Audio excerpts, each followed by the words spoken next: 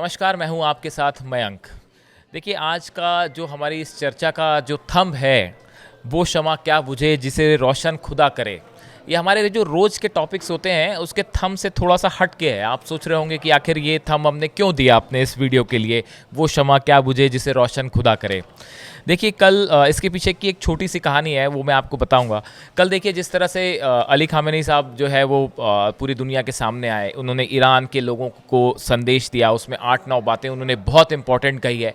हम उस पे बात करेंगे, लेकिन उसके पहले ये जो थंब दिया है इस पे चर्चा कर लेते हैं। देखिए, आज सुबह मैं जब घर से ऑफ़िस आने के लिए निकला, तो रास्ते में एक मॉस्क है, एक मस्जिद है, वहाँ पे मेरे कुछ फ्रेंड्स अक्सर मुझे जुम्मे के दिन, फ्राइडे के दिन मिल जाया करते हैं। मैं कुछ समय रुक जाता हूँ वहाँ पे और उनसे जो है ईरान और इज़राइल और अमेरिका ये सब जो युद्ध हुआ, इसको लेके चर्चा हो जाती है 15-20 मिनट। तो आज भी कुछ ऐसा ही हुआ। मैं ऑफिस से निकला, रास्ते में मुझे अपने फ्रेंड्स जो हैं वो एक तय टाइम पे आते हैं, वहाँ पे वो मिले, उनसे बात हो रही थी। तो उनसे बात के दौरान ऐसी चर्चा छिड़ी कि जो इज़राइल के रक्षा मंत्री हैं कार्ड्स जो है, उनका एक नया बयान सामने आया है। उन्होंने ये कहा है कि भाई जो अली ख़ामेनी है वो हमारे निशाने पर थे और हमने पूरा प्लान तैयार किया था कि अली ख़ामेनी साहब को हम निशाना बनाएं, लेकिन हमें उसको प्लान हमारा इम्प्लीमेंट नहीं हो पाया और हम उसको एग्जीक्यूट नहीं कर पाए अपने प्लान को। तो मैंने कुछ अपने दोस्तों से ये सवाल पूछा कि भाई अली ख़ामेनी साहब को टारगेट किया जा सकता था, उनके ऊपर हमला हो सकता था। तो वहाँ कुछ लोगों ने अपनी अपनी राय दी। उसी में वहाँ पे एक बुजुर्ग से व्यक्ति खड़े थे, उन्होंने एक बड़ी अच्छी बात कही। उन्होंने मेरी बात का सुन रहे थे मेरी बात, उन्होंने पूरी बात सुनी। उसके बाद उन्होंने जो है सिर्फ एक लाइन का शेर पढ़ा। उन्होंने ये भारत में और कई जगह इसकी चर्चा होती है, शायद आपने सुना होगा। उन्होंने कहा, फानुस बनकर जिसकी हिफाजत हवा करे, वो शम़ा क्या बुझे जिसे रोशन खुदा करे। ये बात उन्होंने अली ख़ामेनी साहब के लिए कही। उनका कहना ऐसा था साहब कि वो शम़ा को कोई क्या बुझा सकता है जिसे रोशन खुद खुदा करता है। तो ये बात उन्होंने अली ख़ामेनी साहब के लिए कही। तो मुझे उनकी ये बात बड़ी स्ट्राइकिंग लगी, बहुत अच्छी बात लगी। तो मैंने सोचा मैं आपके साथ इस बात को शेयर करूं। इसीलिए आज का जो थंब है वो ये दिया गया है कि वो शम़ा क्या बुझे जिसे रोशन खुदा करे। और पूरा ईरान भी यही कह रहा है कि भाई अली ख़ामेनी के साथ जो है वो खुदा है, उनका कोई बालमाका नहीं कर सकता था। ऐसे ईरान में आप अगर सोशल मीडिया सर्च करें तो इस तरह के बहुत से पोस्ट मिल जाएंगे। खैर, अब हम अपने मुद्दे पे आते हैं। तो कल देखिए जो वीडियो सामने आया अली ख़ामेनी साहब का, उन्होंने एड्रेस किया ईरान के लोगों को। उन्होंने जो है 7-8 बड़ी बातें कही हैं और एक प्रकार से आप देखें कि अब जो संदेश निकल के सामने आया है, उसके बाद एक बात फिर तय हो गई है कि ये जंग अभी सिर्फ सीज़फायर हुआ है, लेकिन एक बड़ी जंग की आहट फिर से दस्तक दे रही है। कैसे, हम आपको समझाते हैं, लेकिन पहले जो अली ख़ामेनी साहब ने जो संदेश दिया, उन्होंने कहा कि अमेरिका ने युद्ध में केवल इसलिए इंटरफेयर किया क्योंकि उसे लगा कि अगर वो हस्तक्षेप नहीं करेगा तो इज़राइल में यहूदी शासन पूरी तरह से नष्ट हो जाएगा।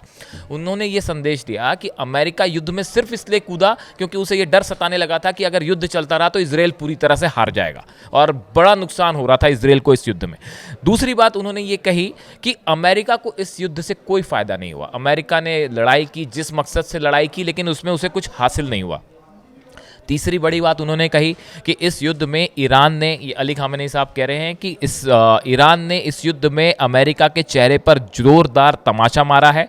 जिस तरह से अल उदैद एयरबेस पर हमला किया, उसे नुकसान पहुंचाया, ये एक बड़ा सेटबैक था अमेरिका के लिए कि उसके एक बड़े एयरबेस के लिए। अल उदैद एयरबेस देखिए इस पूरे मिडिल ईस्ट एरिया में सबसे स्ट्रैटेजिक पोजीशन है और जैसा बताया जा रहा है कि वहाँ पे 14 मिसाइल्स फायर की थी जो ईरान ने, उसमें से इस तरह की खबरें आई कि 3 मिसाइल्स ने हिट भी किया। हालांकि इसकी कोई पुष्टि नहीं हुई है, सिर्फ सोशल मीडिया पे ऐसी खबरें कभी इसकी कोई पुष्टि नहीं हो पाती है। उसके बाद देखिए उन्होंने चौथी बड़ी बात कही कि अगर भविष्य में फिर हमला होता है, अगर अमेरिका फिर हमें निशाना बनाने की कोशिश करता है तो उसको भारी कीमत चुकानी पड़ेगी। और जिस तरह से अल उदैद एयरबेस पर हमला हुआ, इसी तरह से अमेरिका के जितने एयरबेस हैं, चाहे बहरीन हो, चाहे कतर हो, चाहे यूएई हो, चाहे सऊदी हो, सब हमारे निशाने पर होंगे और सब पे हमला किया जाएगा। फिर से जो है ईरान करारा जवाब देगा।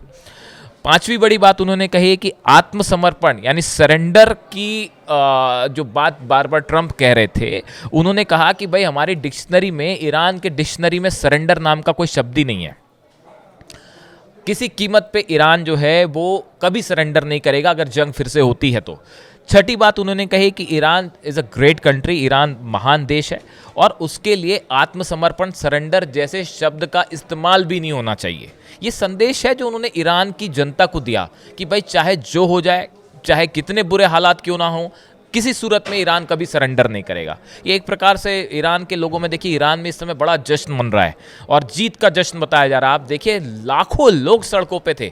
जो सीज फायर के अगले दिन की बात है, देखिए ईरान में कुछ कम नुकसान नहीं हुआ, बड़ा नुकसान हुआ इसराइल के हमलों का, लेकिन उसके बाद भी ईरान की जनता जो है वो इतने जोश में थी कि देखिए लाखों लोग सड़कों पे जश्न मना रहे हैं, फायरवर्क्स हो रहे हैं, जुलूस निकाले जा रहे हैं और सब बता रहे हैं कि भाई न सिर्फ इसराइल को हराया है बल्कि अमेरिका को भी कड़ी चुनौती दी है, उसको भी मुंह तोड़ जवाब दिया गया।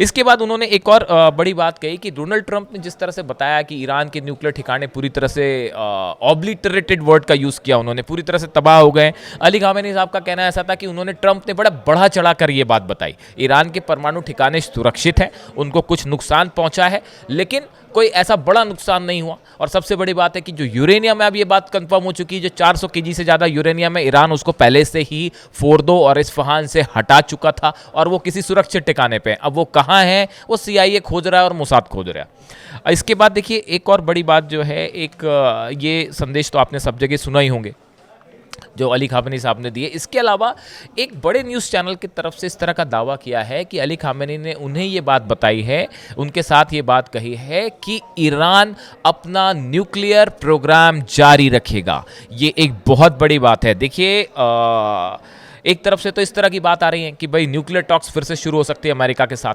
लेकिन इस बीच में सुप्रीम लीडर का ये कहना कि हमारे पास एनरिच्ड यूरेनियम है वो सुरक्षित है, हमारे न्यूक्लियर प्लांट्स जो है उसको नुकसान हुआ है, लेकिन कल हमने देखा कि उनके न्यूक्लियर एनर्जी जो चीफ है उनकी तरफ से कहा गया कि हम जल्दी चीज़ों को रिस्टोर कर लेंगे और फिर से प्रोग्राम शुरू हो जाएगा। तो ऐसे हालात में अब ये सवाल उठ खड़ा हुआ है कि ईरान अगर अपना परमाणु कार्यक्रम फिर से शुरू करता है तो ये स्थिति फिर बैक टू जीरो वन आके खड़ी हो गई। यहां से एक नए युद्ध की आधारशिला, बेस रख दिया गया है और यही एक बार फिर अगर एक्सपर्ट्स की माने तो ये सीज फायर बहुत टेम्परेरी है, कुछ समय के लिए है, एक बड़े जंग की आहट है जो आज नहीं तो कल ज़रूर होगी। देखिए इसी बीच हमने कार्ड्स का जो जिक्र किया, इसराइल के जो रक्षा मंत्री हैं उन्होंने तो ये बात कही कि अली खामेनी जो है वो हमारे निशाने पे थे लेकिन हम कर नहीं पाए, हमें उन्हें खोज नहीं पाए। इसके अलावा उनका एक और बड़ा बयान आया है, जो इसराइल के रक्षा मंत्री हैं वो ये कह रहे हैं कि जो एनरिच्ड यूरेनियम ईरान के पास है वो उससे वापस करे। अब वापस क्या करे, किसी से लिया तो है नहीं भाई, खुद नहीं बनाया है। बयान भी थोड़ा हैरान करने वाला है, लेकिन फिर भी उन्होंने ये कहा कि भाई ये जो यूरेनियम है ये वो अमेरिका को या इसराइल को सौंप दे और इनसे परमाणु बम बनाया जा सकता है। तो अब देखिए कुल मिला के बात फिर उस एनरिच्ड यूरेनियम के आसपास आ गई है जो ईरान के पास है और सुरक्षित है। इन हालात में देखिए एक बार फिर एक्सपर्ट्स ये कह रहे हैं, जैसा हमने फिर पहले बताया, कि एक बड़े जंग की आहट मिलनी शुरू हो गई है। अब देखना यह है कि क्या अगले एक हफ्ते के अंदर कोई अमेरिका और ईरान के बीच न्यूक्लियर टॉक शुरू होती है, और अगर टॉक शुरू भी होंगी तो 6 राउंड के बाद जब कोई नतीजा निकला फिर कैसे निकलेगा। ईरान अब भी ये कह रहा है कि हम न्यूक्लियर अपना प्रोग्राम जारी रखेंगे, हम किसी कीमत में किसी के सामने नहीं झुकेंगे। अब तो सुप्रीम लीडर ने भी ये बात कह दी है। ऐसे में अब ये पूरा मामला कहाँ आगे जाता है, किस तरफ आगे बढ़ता है, जो भी संदेश नया आएगा सामने सुप्रीम लीडर की तरफ से या इस मामले में जो भी अपडेट होगा हम आप तक पहुंचाएंगे। Thank you so much.